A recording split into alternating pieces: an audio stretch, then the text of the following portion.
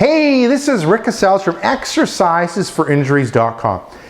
The other day I ended up getting an email from a reader, and what she sent me was this photo of a person doing a toe touch exercise in order to kind of stretch out their hamstrings. And what she knew was that that was a horrible exercise to do, that it was bad for the back and increased the risk of back pain and back injury. And she wanted to know what my take on it was. And I know of that exercise, and I'll get Alan to go through it. And I mean, in the past, my thought whenever I saw it was never to do it. I've kind of modified it a bit, and I end up doing the exercise with a modification.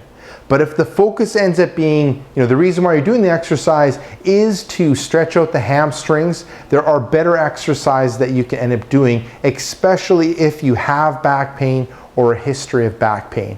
But let me get Alan to go through the exercise that Sherry sent me when it related to, she thought it was a bad exercise for the back. Good. So it's just a toe touching exercise, and come back up, Alan. And then I'll get you to face the wall. And what Alan's doing is going straight into the toe touch. So most of the movement ends up happening in that low back area. I'll get you to come back up.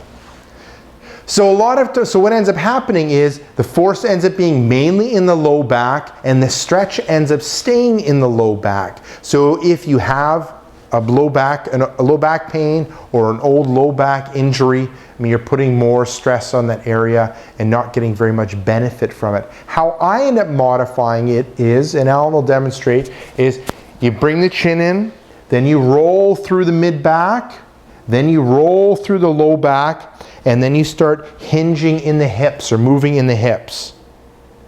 And then it ends up becoming more of a hamstring exercise than the low back crusher. So I'll get you to stand up again, and I'll get you to face the wall. And then so bringing the chin, rolling through the mid back, rolling through that low back, hinging in the hips, and then it ends up being more of a hamstring exercise. Okay, I'll get you to stand up. And then also you saw the speed that Alan went. It was slow and controlled compared to the one before, the toe touch, which a lot of people jump into quickly, which also increases the risk of injury. So there you go, Sherry. Thank you very much for forwarding that on to me. And give that a go. Definitely try the two different ways of doing it and seeing how it ends up feeling on you. Quickly touching your toes, or the modification where you end up going slow and controlled, and you start moving through segments: the head, mid back, low back, hip, and then lengthening the hamstrings. So this is Rick Kaselj from exercisesforinjuries.com with another video for you. If you have an injury or pain, swing by exercisesforinjuries.com. Type it in the search box. There's a good chance that I'll have an article or exercise or video on it. So this is Rick Kaselj from exercisesforinjuries.com saying take care and bye-bye.